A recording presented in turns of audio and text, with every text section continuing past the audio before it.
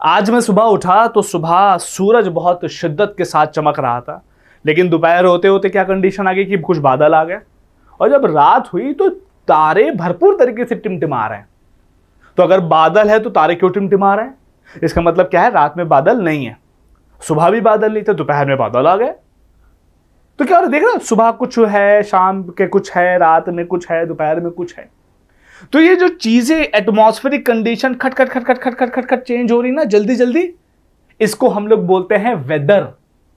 जब किसी भी रीजन की एटमॉस्फेरिक कंडीशन जल्दी जल्दी चेंज होती है तो उसको हम लोग क्या बोलते हैं? वेदर।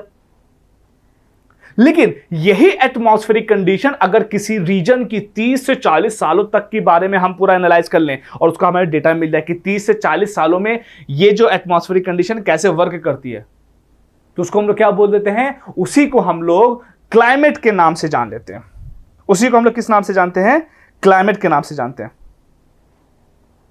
अब देखिए क्या होता है, सारा खेल यहां पे क्या है। इस वीडियो में मैं आपको बताने वाला हूं कि एग्जैक्टली ये जो क्लाइमेट की छोटी सी डिफिनेशन मैंने आपको दी है, ये क्लाइमेट एग्जैक्टली है क्या, ये वेदर से किस तरीके से अलग है, क्लाइमेट के एलिमेंट क्या होते हैं और इंडिया में पाए जाने वाले कौन कौन तरह के क्लाइमेट इंडिया में मिलते हैं। ये वीडियो तुम्हें सब कुछ बता देगी। तो मजबूत मजे के लिए चाहते हो और भरपूर दिखना चाहते हो तो वीडियो में जरूर बने रहना, मजा आने वाला। तो डायरेक्टली स्टार्ट करते हैं विदाउट एनी डिले और विदाउट एनी फालतू की बातें। तो सबसे पहले हम देखेंगे वेदर वर्सेस क्लाइमेट। वेदर और क्लाइमेट में क्या डिफरेंस होता है मैंने तुमको बता दिया, खाली फॉर्मेलिटी के लिए यहां पे लिखा हुआ देख लो, कोई दिक्कत की बात नहीं। क्या होता है weather? The day to day condition of temperature, rainfall, wind and humidity at a place. वही तो अभी हमने बताया कि किसी भी रीजन की, किसी भी प्लेस की day to day condition, atmospheric condition. Atmospheric condition में क्या था? रेनफॉल, ह्यूमिडिटी, विंड, सनशाइन, ये सब अगर डे टू डे चेंज हो रही है तो उसको हम लोग क्या बोलते हैं? वेदर। अगर 30 या 30 से ज्यादा सालों तक के लिए चेंज हो रही है तो उसको हम लोग क्या बोलते हैं?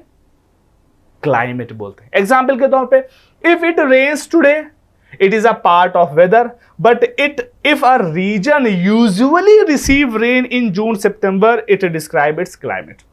बात समझ रहे हो? तो अब हमें पता है ना कि अभी बरसात हो गई, सुबह पानी बरस गया या दोपहर में पानी बरस गया तो हमने बोला ये वेदर था। लेकिन हमें ये पता है कि जून में बरसात स्टार्ट होती है, सितंबर अक्टूबर तक चलती है। तो ये क्या है? ये क्या डिनोट कर रहा है? ये सीजन, और सीजन किस चीज को आगे जाके डिनोट करते हैं? क्लाइमेट को डिनोट करते हैं। पैटर्न हमें पता चल जाता है कि यहां पर एटमॉस्फेरिक कंडीशन का पैटर्न क्या है, राइट? तो हम ये समझ गए होंगे कि एग्जैक्टली क्या होता है। अब हमें ये बात देखनी है कि एलिमेंट ऑफ क्लाइमेट क्या होते हैं, मतलब कि जो हमारा क्लाइमेट है उसमें मेजर मेजर कौन कौन से एलिमेंट होते हैं। सबसे नंबर 1 पे आता है टेम्परेचर। सबसे इंपॉर्टेंट जो फैक्टर है वो है temperature. Temperature determines how hot and cold a place is. भाई जहां पे सूरज की रोशनी ज्यादा पड़ रही होगी वहां पर इवेपोरेशन ज्यादा हो रहा होगा, बादल ज्यादा बन रहे होंगे, पानी ज्यादा बरस रहा होगा।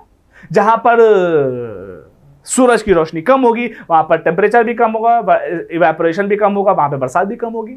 सिंपल सा लॉजिक है। तो कहीं ना कहीं टेम्परेचर बहुत मैटर करता है, ठीक। दूसरा आता है एटमॉस्फेरिक प्रेशर। अब एटमॉस्फेरिक प्रेशर में तुमको बता दूं, टेम्परेचर एंड प्रेशर में इनवर्स का रिलेशन होता है। जहां पर टेम्परेचर ज्यादा होगा वहां पर प्रेशर कम होगा, जहां पर टेम्परेचर कम होगा प्रेशर वहां पर ज्यादा होगा। यह भी बात तुम्हें पता है। तो ट्रॉपिकल रीजन में जहां पर धूप ज्यादा निकलती है वहां पर प्रेशर कम होता, और टेम्परेट रीजन में जहां पर धूप कम निकलती है वहां पर प्रेशर ज्यादा होगा। अब इसकी वजह से होता क्या है? The weight of air above the earth surface. अब होता क्या है? इसकी वजह से विंड की डायरेक्शन डिफाइन होती है। जैसे हाई प्रेशर से लो प्रेशर की तरफ विंड चलती है, तो जहां पर हाई प्रेशर होगा वहां से विंड चलेगी किधर? वह लो प्रेशर की तरफ, ठीक। ये किससे पता चलता है? प्रेशर, विंड से। तो अगर मान लीजिए कि विंड चल रही है ओशियन से लैंड की तरफ, तो विंड जब ओशियन से लैंड की तरफ चलेगी तो बहुत सारा मॉइस्चर लेगी, बरसात कराएगी। लेकिन अगर विंड लैंड से ओशियन की तरफ चल रही है तब क्या होगा? तो मॉइस्चर तो नहीं लेगी, इस वजह से उससे बरसात नहीं होगी। तो आप देख रहे हो प्रेशर को अगर हम समझ गए तो हमें पता चल जाता है विंड कैसे चलेगी, विंड जो चल रही है विंड की कैटेगरी कैसे है, क्या कैरेक्टरिस्टिक, उस समय यह पता चल जाता है किस तरीके से उसमें बरसात होगी या नहीं होगी। तो बहुत इंपॉर्टेंट फैक्टर है। उसके बाद आता है wind. Movement of air from high pressure to low pressure areas is known as wind. अभी मैंने तुमको बताया। ह्यूमिडिटी। ह्यूमिडिटी का मतलब क्या होता है? नमी। जब बहुत ज्यादा धूप निकली कहते हैं पसीना बहुत आ रहा है। पसीना क्यों आ रहा है? क्योंकि एटमॉस्फेयर में ह्यूमिडिटी अवेलेबल है और ह्यूमिडिटी की वजह से आपको पसीना आता है।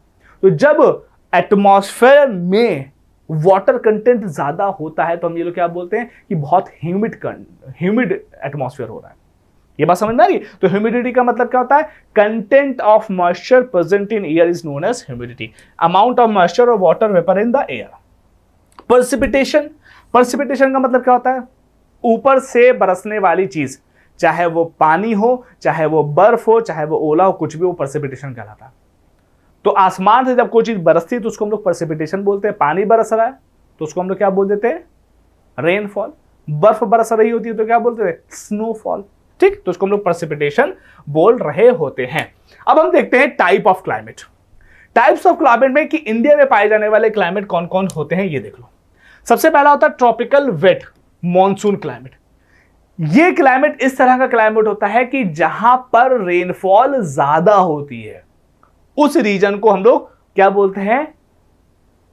Tropical wet climate. जहां पर रेनफॉल ज्यादा होती है उसको हम लोग ट्रॉपिकल वेट क्लाइमेट बोलते हैं। कहां पर इंडिया में पाया जाता है? इंडिया के western Ghat, north eastern state and coastal region में इसी तरह का क्लाइमेट पाया जाता है।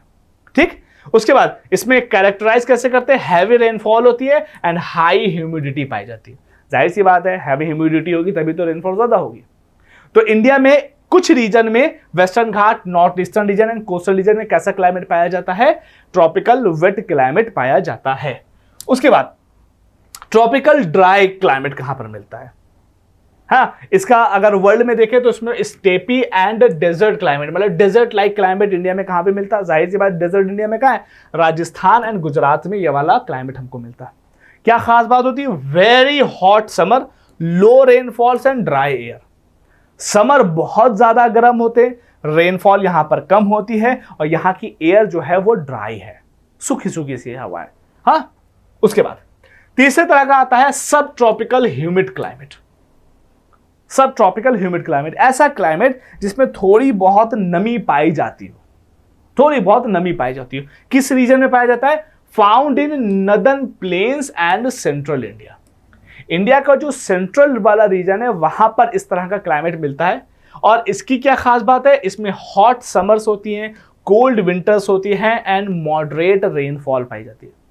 मतलब समर बहुत गर्म होगी, विंटर बहुत कोल्ड होगी और रेनफॉल मॉडरेट होगी, ना ज्यादा कम ना ज्यादा ज्यादा। तो इस तरह के क्लाइमेट को हम लोग क्या बोलते हैं? सब tropical humid climate. Clear? India के कहां, किस वाले रीजन में? नदर्न प्लेन्स में एंड सेंट्रल इंडिया में ये पाया जाता है। उसके बाद हम देखते हैं नेक्स्ट वाला माउंटेनियस क्लाइमेट।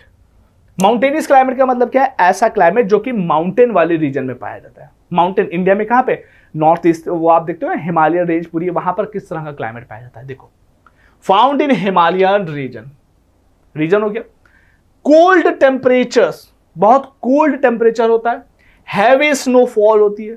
हैवी स्नोफॉल का मतलब अक्सर बर्फबारी हुआ करती है, जैसे मनाली, कुल्लू मनाली, जम्मू कश्मीर, यहां पर हैवी रेन स्नोफॉल होती है, बर्फ बरसती है, पानी नहीं बर्फ बरसती है, मजा आती भाई। अपन को तो जाना भाई, हम तो जा रहे भाई, सिंपल सा लॉजिक है कि दिसंबर में जा रहे हैं, बिंदास मनाली मजा लेके आएंगे। तो बर्फबारी बहुत होती है। Heavy snowfall in winters and mild summer. Summer जो है ठंडा होता है, गर्म होता है, लेकिन इतना नहीं होता कि आप टी शर्ट पहने एसी चलाने की जरूरत पड़ती, नहीं, एसी से चलाने की जरूरत वहां पे नहीं पड़ती। माइल्ड समर होता है, इतना होता है कि आप normal T shirt V shirt में भी नॉर्मल से रह सकते हैं। टेम्परेचर कोल्ड टेम्परेचर होता है भाई, ठंडा बहुत होगा, जब ठंडी होगी ना तो माइनस में टेम्परेचर चला जाएगा, इतना ठंडी होती है। स्नोफॉल होती है कहां पर? हिमालयन रीजन में। उसके बाद आता है कोस्टल क्लाइमेट। कोस्टल क्लाइमेट का मतलब क्या है कि इंडिया में बहुत बड़ा रीजन, 7,500 किलोमीटर की कोस्टल लाइन है इंडिया की। तो वहां पर क्लाइमेट क्या होता है? देखो, सेंट्रल इंडिया में अगर देखो, नॉर्थ इंडिया और सेंट्रल इंडिया में देखो तो बहुत ज्यादा हार्श क्लाइमेट होता है। अगर ठंडी है तो भयानक ठंडी, गर्मी है तो भयानक गर्मी। लेकिन कोस्टल रीजन में ना तो ज्यादा ठंडी होती ना तो ज्यादा गर्म होती। क्यों? क्योंकि बगल में ही समंदर है। तो समंदर के होने की वजह से यहां का टेम्परेचर बड़ा मॉडरेट रहता है, ना तो ज्यादा गर्म ना तो ज्यादा ठंडा। जहां पर नॉर्थ इंडिया में जाड़ों में लोग कंबल पे कंबल, टी शर्ट के ऊपर स्वेटर के ऊपर स्वेटर पहनते हैं, मुंबई में लोग नॉर्मल तरीके से एक चादर में सो जाया करते हैं। ऐसे मेरे दोस्त बताते क्या है ही है वहां पे। क्या खास बात होती है? मॉडरेट टेम्परेचर, देख रहे हो, ना ज्यादा ठंडा ना ज्यादा गर्म, through out the air with high humidity. High humidity के साथ मॉडरेट टेम्परेचर होता है, ना ज्यादा ठंडा ना ज्यादा गर्म। कहां पर पाया जाता है? Eastern and west coast of India में पाया जाता है। जैसे ये आप देख रहे हो ना, ये क्या हो गया, ये आपका वेस्ट कोस्ट हो गया और ये आपका क्या हो गया, east coast of India. Clear? ये क्या हो गया, ईस्ट कोस्ट, और वो हो गया वेस्ट कोस्ट। ये था कोस्टल क्लाइमेट। आई होप कि यहां तक तुम्हें वीडियो समझ में आई होगी। मैं अभी पूरी डिटेलिंग वीडियो इसके ऊपर नहीं बना रहा हूं, लेकिन ये है कि तुम्हें जरूर ये कंटेंट समझ में आया हो।